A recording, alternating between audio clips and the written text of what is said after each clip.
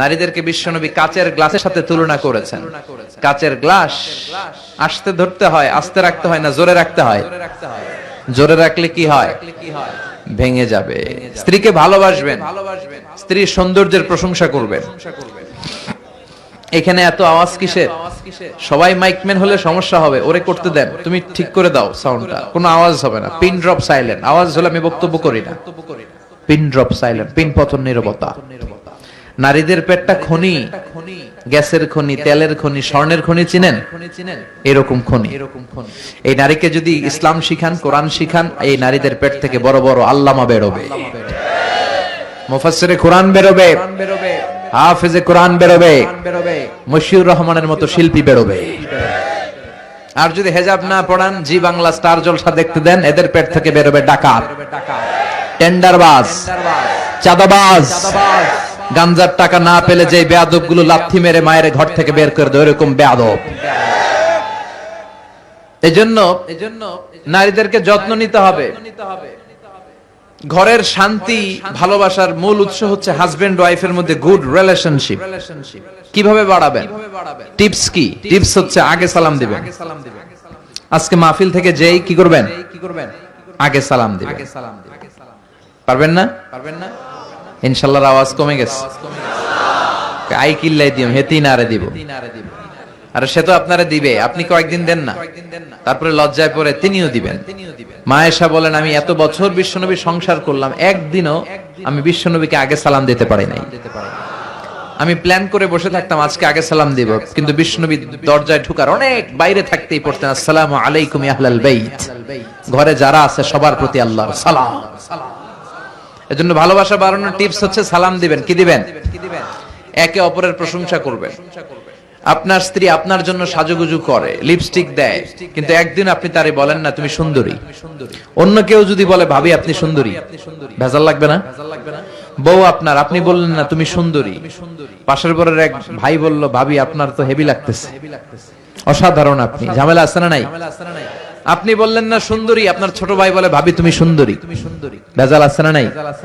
এজন্য তাদেরকে ভালোবাসবেন, বলবেন তুমি সুন্দরী, তুমি সুস্নিগ্ধা, তুমি রূপবতী, তুমি গুণবতী, তুমি সুহাসিনী, তুমি সুকেশিনী, তুমি শুভাসিনী, তুমি অসূর্যম পশ্যা, মেঘ কালো কেশ, কাজল কালো চুল, হরিণের মতো ডাগর ডাগর দুটি তোমার চোখ।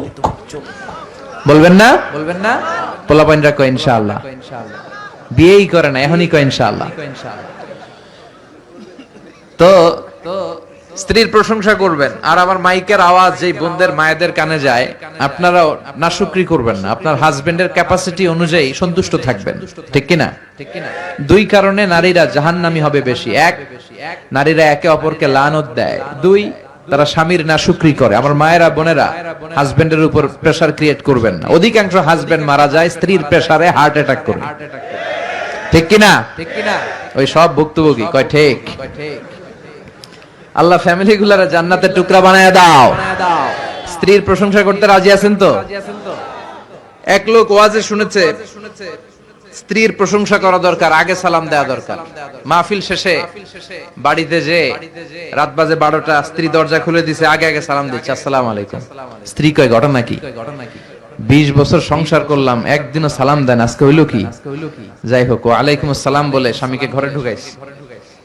তো ডাইনিং টেবিলে খেতে বসেছে, স্ত্রী খাবার বেড়ে দেয়, স্বামী খায় আর মিটি মিটি হাসে। স্ত্রী তো রেগে গেছে, রাত বাজে 12টা, মিটি মিটি হাসো কেন?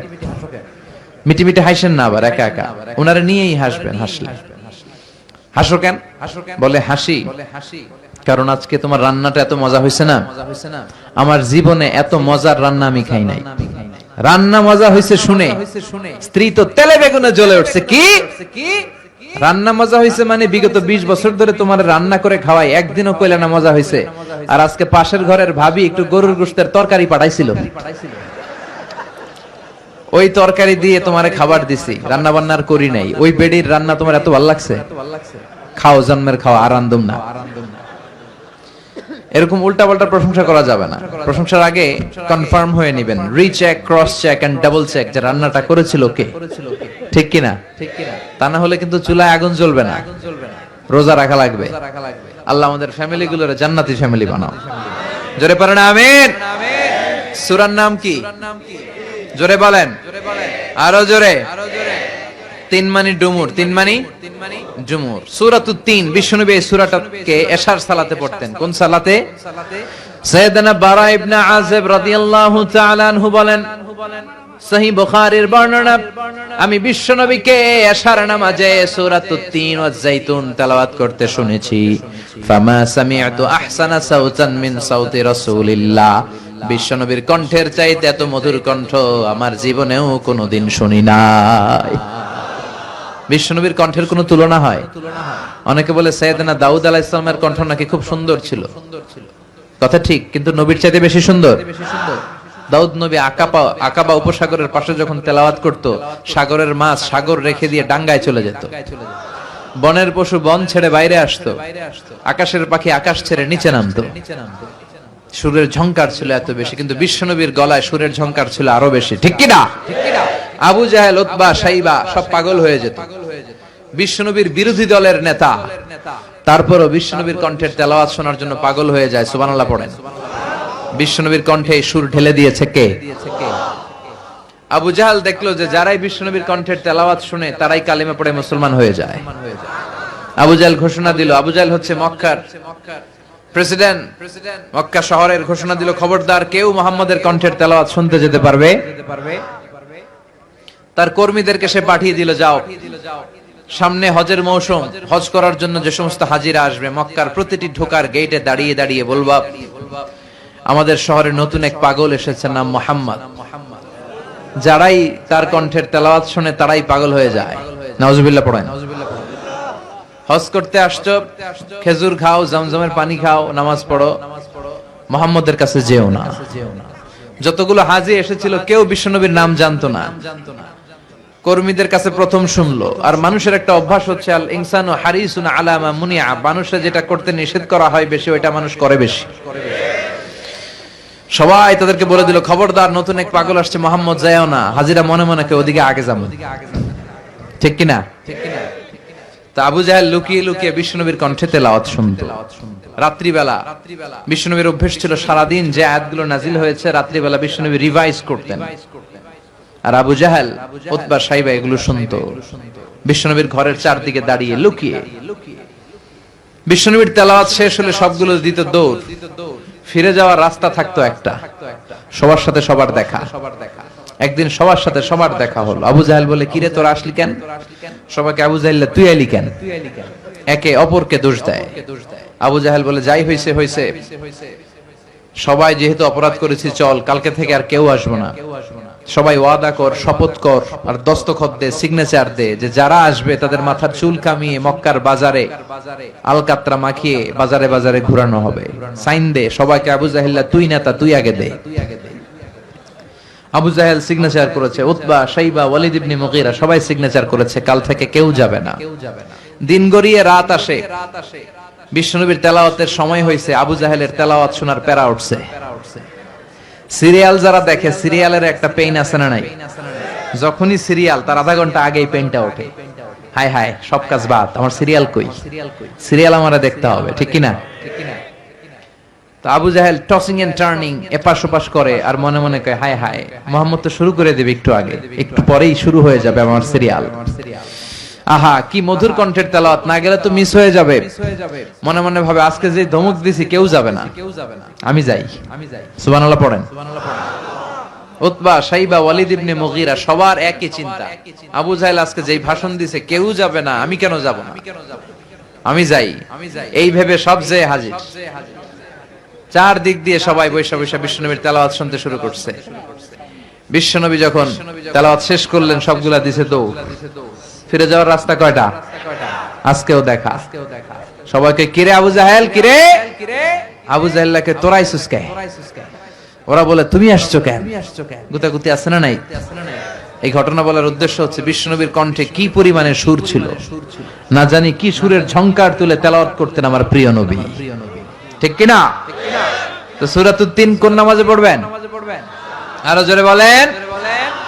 আল্লাহ এখানে 3 জাইতুনের কসম কেটেছেন। খেয়াল রাখবেন প্রিয় ভাইরা, যত জায়গায় কসম তত জায়গায় আল্লাহ ওয়াও ব্যবহার করে। কি ব্যবহার করে? ওয়াও। এটা কসমের ওয়াও, ওয়াও আল কাসামিয়া। আমরা যে ওয়াও বলি ওইটা না, আমরা কিছু দেখলেই ওয়াও, পোলাপানরা এখন ওয়াও বলে, এরকম আছে না নাই? এই ওয়াও না, এটা হচ্ছে ওয়াও আল কাসামিয়া, কসমের ওয়াও। একটু আস্তে। যত জায়গায় কসম কেটেছে তত জায়গায় ওয়াও ব্যবহার করেছে। আল্লাহ সময়ের কসম কেটেছে, যুগের কসম কেটেছে। কি বলেছে?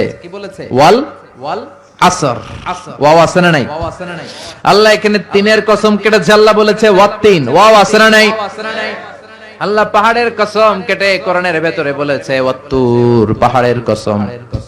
সূর্যের কসম কেটে বলেছেন ওয়াশ শামসি ওয়া দুহাহা। ওয়াও আছে না নাই? ওয়াল কমারি ইযা তালাহা। ওয়াও ব্যবহার করেছে। ফজরের কসম যখন কেটেছেন তিনি বলেছেন ওয়াল ফাজর। জিলহজের প্রথম 10 রাতের কসম তিনি বলেছেন ওয়ালায়ালিন আশর। জোরার বেজরের কসম কেটে তিনি বলেছেন ওয়াশ-শাফঈ ওয়াল ওয়াতর। সুবহানাল্লাহ পড়েন। তাহলে কসম যত জায়গায় আছে তত জায়গায় শুরুতে কি থাকে? ওয়াও। এই তো তাফসীর শিখে ফেলতেছেন আপনারা, আলহামদুলিল্লাহ পড়েন। এটার বলে ওয়াও আল কাসামিয়া। তো আল্লাহ এই সূরাতে তিনের কসম কেটেছে। তিন ফল। কি ফল? তিন ফলের বাংলায় বলে ডুমুর। কি বলে? ডুমুর খেয়েছেন আপনারা? খান নাই? খেয়েছেন। আরবিতে বলে তিন, ইংরেজিতে বলে ফিগ, বাংলায় বলে ডুমুর। আগে ছোটবেলা শুনতাম মানুষ বলতো যে ডুমুর খেলে নাকি মানুষ পাগল হয়ে যায়। গাজীপুরে আপনারা বলতেন নাকি? অনেক জায়গায় এটা বলে। এগুলো অনেক ভুয়ামি কথা বাংলাদেশে আছে। ছোটবেলা শুনতাম বলতো যে পরীক্ষার দিন সকালে ডিম খেয়ে গেলে পরীক্ষায় ডিম পাওয়া যায়। ভুয়া কথা। আমি আজীবন ডিম খেয়ে পরীক্ষায় গেছি আর সব পরীক্ষায় ফার্স্ট। কোনদিন তো আমি লাড্ডু গুড্ডু হই নাই। ভুয়া কথা না? ছোট বাচ্চাদের বলবেন যে ডিম খেলে কিছু হয় না। সুবহানাল্লাহ পড়েন। এরপরে অনেক জায়গায় বলে যে জট কলা, মানে জোড়া কলা আছে না, কলা দুইটা একসাথে লেগে থাকে। অনেকে বলে যে জোড়া কলা খাইলে নাকি জোড়া বাচ্চা হয়, মানে একসাথে দুইটা হয়। আমি কই হইলে ভালো, দুইবারের কষ্ট একবারে সারলো। ঠিক কি না?